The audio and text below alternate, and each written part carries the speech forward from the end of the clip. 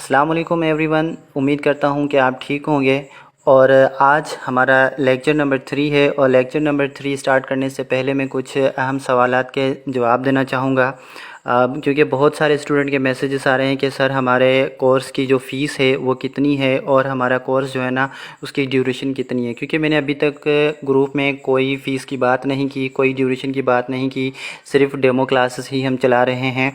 तो ये मैं आपको बताता चलूँ कि हमारे कोर्स की जो फ़ीस है वो 1000 है और हमारा कोर्स जो है ना वो 2 माह तक चलेगा। ठीक है, 2 माह में इंशाल्लाह हम ग्रामर हाउस कोर्स जो है ना वो उसको कंप्लीट कर लेंगे और आपकी कंप्लीट इंग्लिश जो है ग्रामर कंप्लीट 2 माह में इंशाल्लाह हम कवर कर लेंगे। ठीक है, अगर आप दोनों माह की फ़ीस साथ में जमा करवाना चाहते हैं 2000 रुपये, तो आप साथ में भी जमा करवा सकते हैं। फ़ीस जमा करवाने का तरीका ये है कि मेरा जेएसके अकाउंट नंबर है। आप इस पे जो है अपनी 1000 रुपये फ़ीस जमा करवा के और उसका स्क्रीनशॉट मुझे पर्सनल में लाजमी सेंड करेंगे। क्योंकि जब डेमो क्लासेस ख़त्म हो जाएंगी तो फिर हम जो बच्चे फ़ीस जमा करवाएंगे पेड स्टूडेंट होंगे तो उनका हम सेपरेट ग्रुप बनाएंगे और वहाँ से उनकी क्लास को कंटिन्यू करेंगे और फिर हमारी क्लासेस जो है ना वो 2 माह तक चलेंगी। तो चलते हैं आज के लेक्चर के पास। तो आज हम पढ़ने वाले हैं सेंटेंस स्ट्रक्चर। जी हाँ, सीरीज़ के मुताबिक आपका सवाल ये हो सकता है कि लेटर हरफ और वर्ड लफ्ज़ ये पढ़ने के बाद फ्रेज़ की बारी है। आपने तो फ्रेज़ पढ़ाना था लेकिन आप जो है ना सेंटेंस स्ट्रक्चर पढ़ा रहे हैं। तो बेटा फ्रेज़ को समझने के लिए सेंटेंस स्ट्रक्चर को समझना बहुत ही लाजमन है, क्योंकि फिर आप फ्रेज़ में और सेंटेंस में जो है ना वो डिफ्रेंशिएट नहीं कर पाएंगे। तो इसीलिए मैंने सेंटेंस स्ट्रक्चर को पहले पढ़ाना ज़रूरी समझा है। तो आज हम जो है ना वो सेंटेंस स्ट्रक्चर को पढ़ेंगे। तो चलते हैं हमारे आज के लेक्चर के पास और वो लेक्चर है सेंटेंस स्ट्रक्चर। जी स्टूडेंट, तो आज का हमारा लेक्चर नंबर 3 है सेंटेंस स्ट्रक्चर। सेंटेंस स्ट्रक्चर पढ़ने से पहले एक अहम सवाल, do you know how to construct a sentence? क्या आप जानते हैं कि एक सेंटेंस को किस तरह से कंस्ट्रक्ट किया जाता है? ठीक है, तो पूरी डिटेल में हम पढ़ेंगे कि सेंटेंस का स्ट्रक्चर क्या है, सेंटेंस जो है ना वो किस तरह से बनते हैं। ठीक है, स्ट्रक्चर का मतलब होता है बनावट, सेंटेंस का मतलब होता है जुमला, फ़िक्रे कैसे बनते हैं। ठीक है, तो इनको हम डिटेल में पढ़ने वाले हैं। तो यहाँ पे मैंने तहरीर शामिल करने का मकसद ये है कि जब मेरा लेक्चर सुनने के बाद जब मैं पीडीएफ में आपको ये लेक्चर सेंड करता हूँ तो अगर आप इसको पढ़ें तो आपको पढ़ने से भी आपको जो है ना ये सारी चीज़ें क्लियर हो जाएं।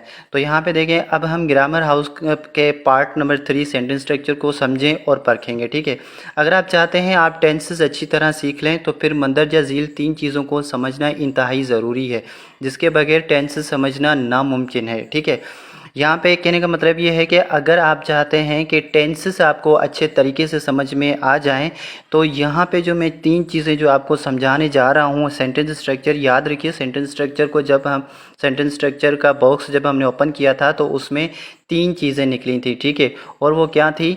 सब्जेक्ट, वर्ब और ऑब्जेक्ट। ठीक है, तो इन 3 चीज़ों को आपने बड़े अच्छे तरीके से समझना है।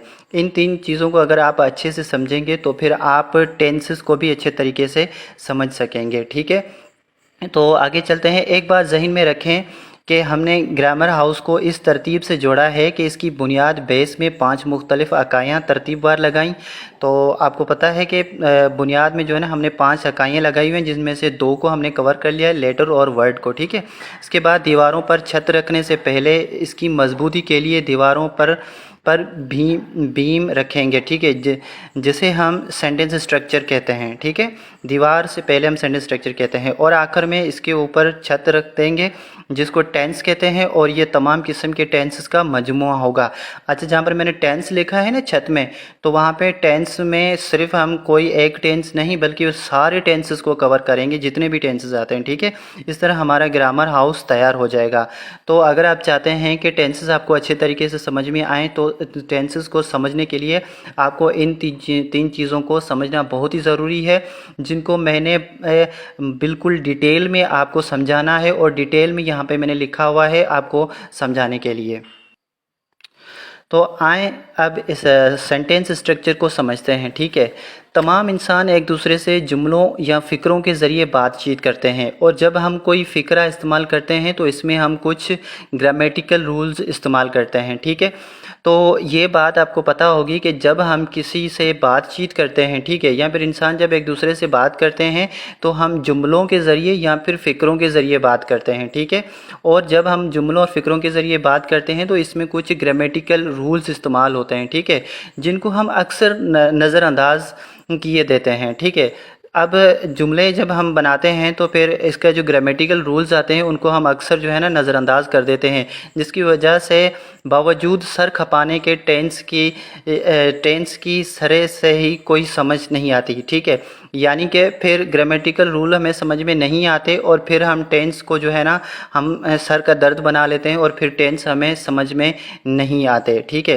इसी पेश नज़र हम सेंटेंस का मुकम्मल ऑपरेशन करेंगे कि अंग्रेज़ी में ये कैसे बनाया जाएगा। ठीक है, तो हम जो सेंटेंस है उसको मुकम्मल तौर पर समझने की कोशिश करेंगे कि सेंटेंस को किस तरह से बनाया जाता है और सेंटेंस का स्ट्रक्चर क्या है। ठीक है, तो चलें हम देखते हैं कैसे सेंटेंस जो है ना बनता है।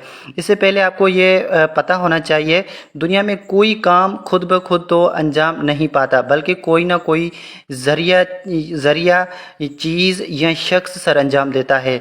तो यहाँ पे ये बात समझने वाली है कि आप हमेशा याद रखें कि कोई भी काम दुनिया में खुद ब खुद नहीं होता है जब तक उस काम को कोई करने वाला नहीं होता है। मिसाल के तौर पे मैं इस मार्कर को यहाँ पे रख देता हूँ। ठीक है, अब इस मार्कर को यहाँ से उठाने के लिए जब तक मैं इस मार्कर को उठाऊंगा नहीं तब तक ये मार्कर यहीं पे पड़ा रहेगा। जब तक इस मार्कर को कोई मूव नहीं करेगा तब तक ये मार्कर यहीं पे पड़ा रहेगा। ठीक है, तो इस मार्कर को मैं यहाँ पे उठाता हूँ तो इस मार्कर को उठाने वाला मैं हूँ। ठीक है, ये बुक जो है ना यहाँ पे पड़ी हुई है, तो ये बुक यहीं पे ही पड़ी रहेगी जब तक इस बुक को कोई उठाने वाला नहीं होगा। ठीक है, कोई गाड़ी कहीं पे खड़ी कर देते हैं तो उस गाड़ी को भी चलाने वाला कोई ना कोई चाहिए होता है, खुद ब खुद गाड़ी नहीं चलती है। तो ये बात हमेशा याद रखिएगा, कोई दुनिया का कोई भी काम खुद ब खुद तो अंजाम नहीं पाता, बल्कि कोई ना कोई ज़रिया चीज़ या शख्स जो है ना सर अंजाम देता है। तो इस चीज़ को आप अपने माइंड में बिठाएं और इस सर अंजाम देने वाले इस ज़रिए शख्स को सब्जेक्ट कहते हैं। ठीक है, जिसको हम हु से हम जो है ना वो डिनोट करते हैं कि कौन इस काम को करेगा। ठीक है, अब अपने दिमाग में एक बात बिठा लें, अपने जहन में एक बात बिठा लें कि सब्जेक्ट हम किससे कहते हैं। सब्जेक्ट हम कहते हैं किसी न किसी काम करने वाले को। ठीक है, जब भी कोई काम सर अंजाम दिया जाता है तो वो काम सर अंजाम देने वाला कोई ज़रिया, कोई चीज़ या फिर कोई शख्स होगा, और उसी ज़रिए चीज़ या शख्स को हम क्या कहेंगे, सब्जेक्ट कहेंगे। ठीक है।